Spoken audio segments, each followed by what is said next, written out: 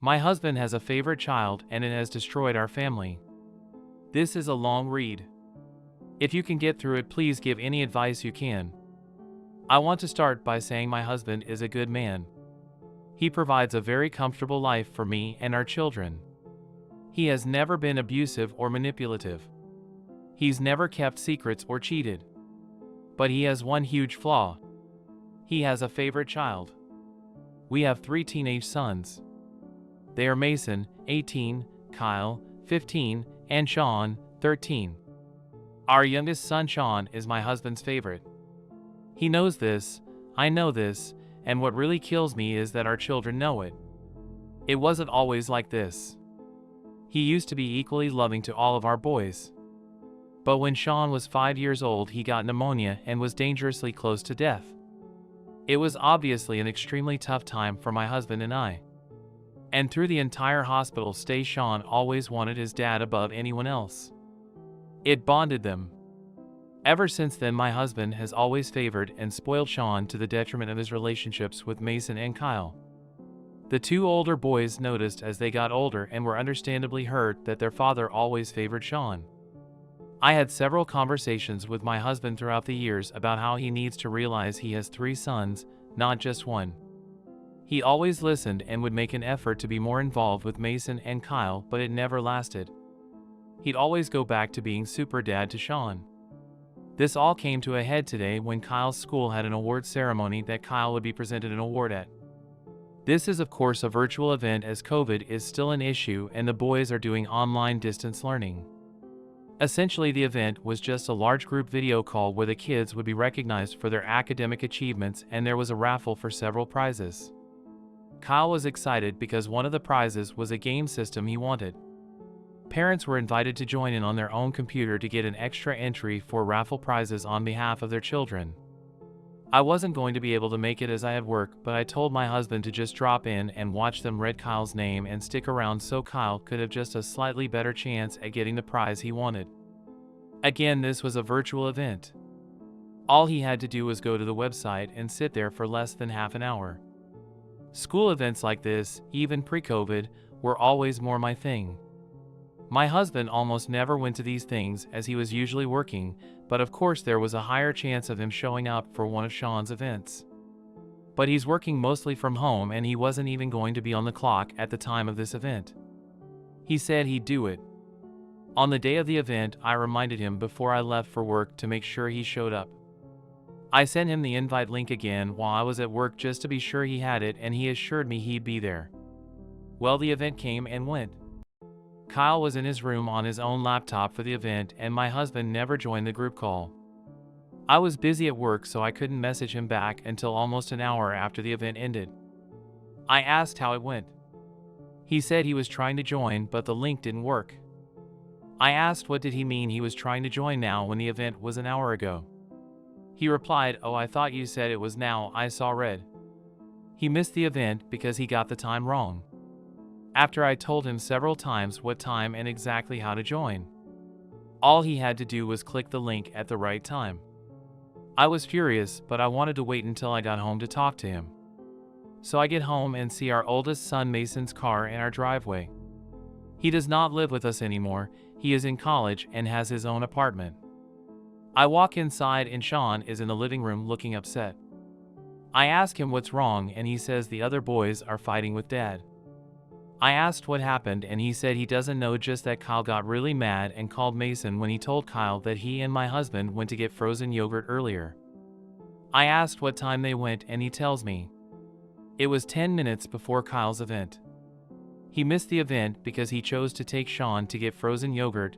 I learned later that Sean was begging him and my husband, as usual, Kate, and took him. At that moment Mason, Kyle, and my husband all come down the stairs. They're yelling and Mason has a duffel bag with Kyle's things. I asked what is happening and Mason says he's taking Kyle with him to stay at his apartment for a while. I told him Kyle can stay the night, but he can't just move in with him. My husband said that Kyle is not leaving and he needs to talk to him privately. But Mason blew up on him. He said everyone knows Sean is his favorite and he couldn't tell Sean to wait 30 minutes before taking him to get yogurt. I told Mason I understood his anger, but that we all needed to sit down and talk. Kyle joins in and says that he's tired of his dad always choosing Sean over the two of them and he wants to stay with Mason. My husband was apologizing and saying he doesn't choose Sean over them, he just made a mistake. Mason challenges my husband, saying you always just make mistakes that leave me and Kyle on the back burner, and told him to try to remember the last time he did something with either he or Kyle alone. My husband listed 2 events. Mason reminded him Sean tagged along for both. My husband said their family, and of course he's allowed to go with. Kyle shouted back that my husband has taken out-of-town trips with just he and Sean 3 times in the last year and a half. And he was right. Sean got visibly upset at this point. Mason said he was sorry and that this wasn't about anything he did wrong. That it was their dad's fault, not his. Sean went upstairs to his room. My husband started after him and Mason said, "See? You've got 3 upset sons and you still run off to coddle Sean." My husband said that's not true, he's just more sensitive than the other boys. Mason told him he wants so badly for Sean to be his only son that he can have his wish. He said not to call or text him or Kyle anymore and that they don't have a dad anymore. Kyle added, "You already act like we don't exist anyway." My husband's face dropped. The way he was neglecting our 2 older boys finally hit him.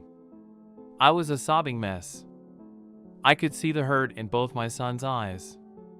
I told them to stay so we could talk and find a solution. Kyle begged me to just let him leave, saying he didn't want to be in the house anymore. Mason hugged me and assured me he'd make sure Kyle got his schoolwork done and he'd call me tomorrow. I let them go.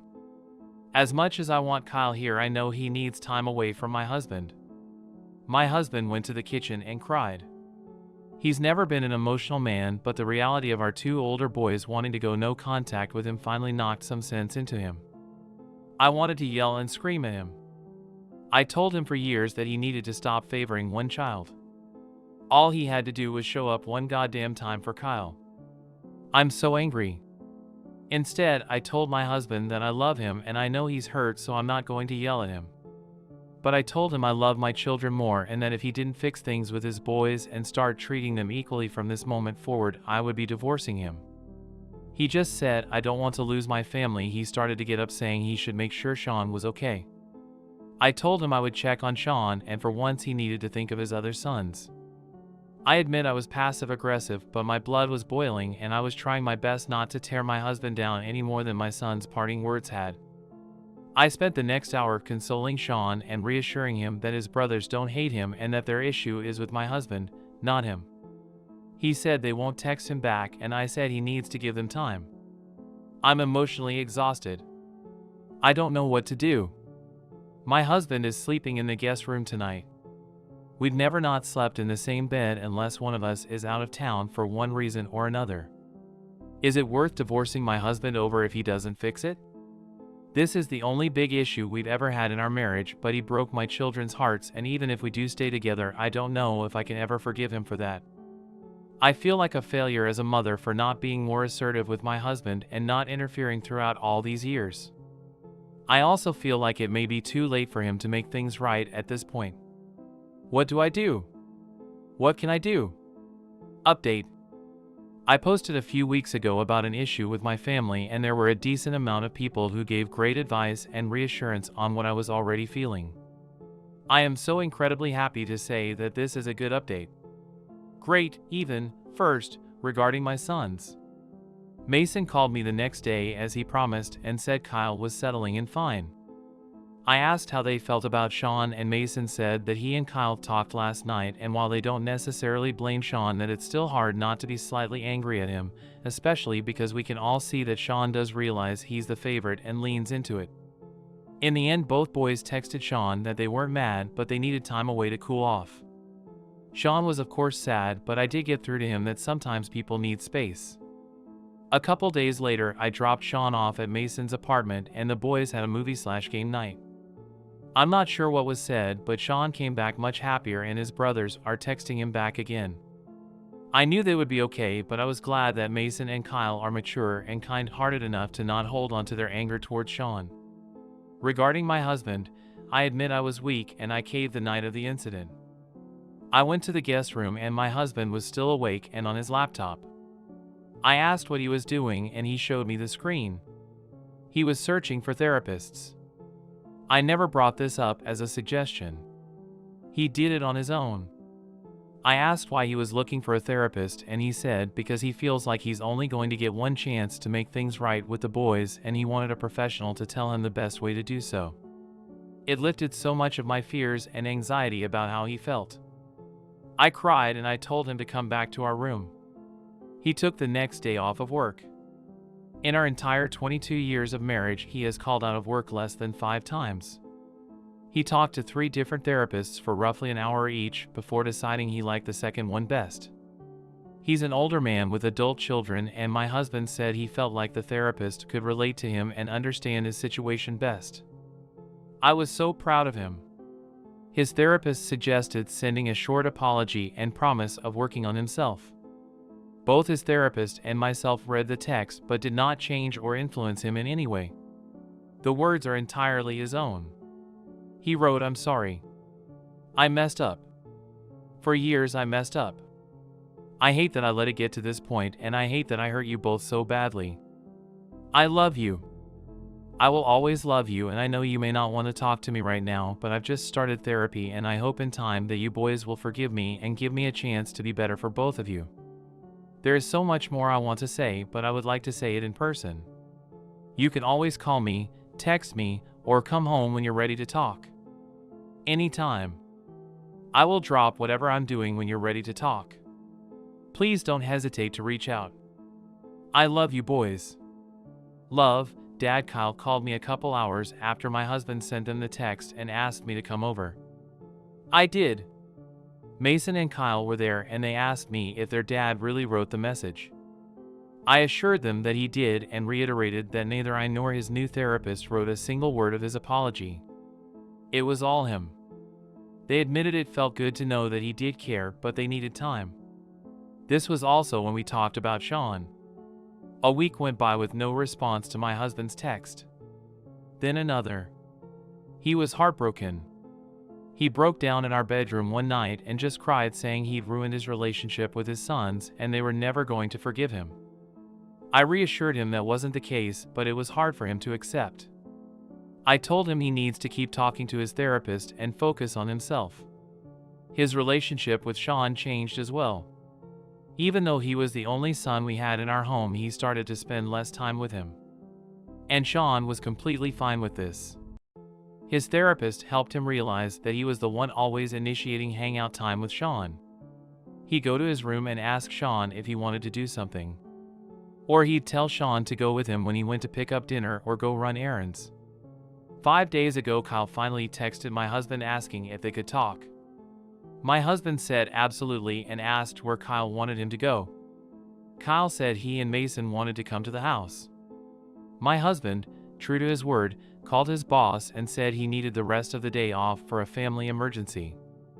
I dropped Sean off at my mother's house so the boys could talk openly to my husband without worrying about hurting Sean's feelings, and they came over and we all talked in the living room. It wasn't easy. We all cried. But my husband did everything right. I repeat, he did everything right. He apologized. He didn't deny his favoritism. He told the boys about his work with his therapist and how it was helping. He said he's learned he justified his favoritism by telling himself that he and Sean were just closer, but he now realized they were only closer because he was putting the majority of his time and effort towards Sean instead of all 3 of the boys. My husband asked for one chance to show them he has and will continue to change and treat them equally. Kyle accepted his apology. Mason said he wants to, but he feels like it's too late for he and my husband as he's already out of the house. My husband told Mason that he is Mason's father for life and asked him again for just a single chance. Mason agreed that he doesn't want to not have his dad in his life, but that he doesn't want to feel that pain again if he lets him in. He asked the boys what specifically they need from him besides him making improvements in how he communicates with them. Mason said he doesn't want it to feel forced, he wants it to be genuine. Kyle wanted a hug. My husband hugged him and cried and swore that whenever he has an event he will put multiple alarms on his phone the second he's told about it. My husband suggested family counseling. The boys are reluctant but did agree to go as we all want our family to heal and grow stronger. Kyle moved back in the house and said he's happy because his bed is much more comfortable than Mason's couch. We decided Saturdays will be a family day that we all spend together. My husband has said he will reach out to the boys to see if they're free to get lunch. Not much else we can do until COVID is gone. He's started playing video games with the boys just as something to do to spend time with them. He gets on the mic and talks to Mason, which he said feels good to talk to him even though they're mostly just talking about stuff going on in the video game. He plans on buying Kyle the PS5 he wanted from the school event, but his therapist suggested he wait until their relationship has healed so he knows it's a genuine gift and not an apology gift. I agree with this. And that's where we're at. My husband and I have been recommended a few family counselors from his therapist and are in the process of talking to them. He's really taking point on this. He's going to continue seeing his own therapist as he said it's helped in more than just this incident. I admit that I still have some fears that this new attitude won't last, but this is so much more effort than he has ever put in when I mentioned his favoritism before. I'm really hopeful that this is only the beginning. The boys are already much happier and seeing all the men in my life talking and laughing together just melts my heart. This is what I wanted all these years, and I'm hopeful that with family counseling and my husband continuing his own therapy, this can be a lifelong change. Edit. Oh wow, I was not expecting this to blow up, especially when my first post didn't get much traction at the time. I'm assuming it will be locked soon, so I want to say thank you to everyone for the kind words. I know this is not an instant fix and it will take much longer and continued dedication and effort from my husband for us to truly heal as a family. But we are committed to therapy as it's worked at opening the door for healing. I've made it clear to him that if he reverts to his old ways and hurts our kids again, I will be gone. I can't imagine how hard it must have been for them to let him back and after just a few weeks of no contact, and I will not stand by if it happens again. That being said, as of now, I have no reason to believe he is not dedicated to this change, and for the sake of my family, I will give him the same single chance my children have given him. It's up to him to use it wisely. Thank you again and wish me luck.